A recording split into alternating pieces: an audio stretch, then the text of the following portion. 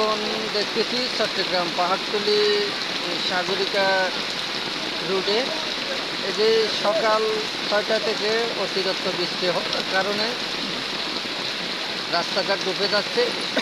এখানে বাংলা রিক্সা ও এই হালকা অটো রিক্সা দেখা যাচ্ছে, তাই কোনো বাড়ি কোনো যানবাহন দেখা যাচ্ছে না।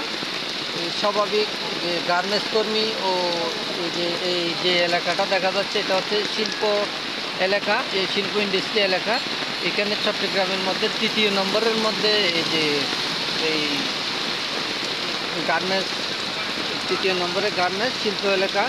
এখানে দেখা যাচ্ছে যে স্বাভাবিক অন্য সময় ৭টা ৮টার দিকে যে গার্মেন্টস কর্মীরা আসা যাওয়া করতো, এখন শতকরা 20%ও দেখা যাচ্ছে না।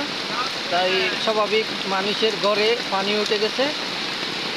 এই যে নোয়াখালী, ফেনী, কুমিল্লা ওদিকে যদি ওই ভারতের পানি আসলো, এখানে দেখা যাচ্ছে বৃষ্টির পানি অতিরিক্ত। আমরা এখন আরও বিস্তারিত নিয়ে আসবো, যে অনলাইন তালাশের পক্ষ থেকে আরও অতিরিক্ত ভিডিও নিয়ে আসবো। দ্বিতীয় কথা হচ্ছে আমাদের এই যে যাদের বাড়িঘর ডুবে গেছে, এই বিষয় নিয়ে আমরা অতিরিক্ত তুলে ধরার জন্য চেষ্টা করব।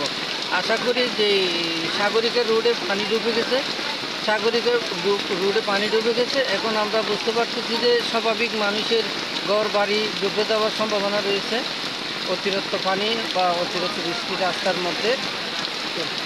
অতিরিক্ত বৃষ্টিতে দেখা যাচ্ছে যে আমরা এখন দেখতেছি যে গাড়িটা আসতেছে, এখন ওনার হাঁটু পরিমাণ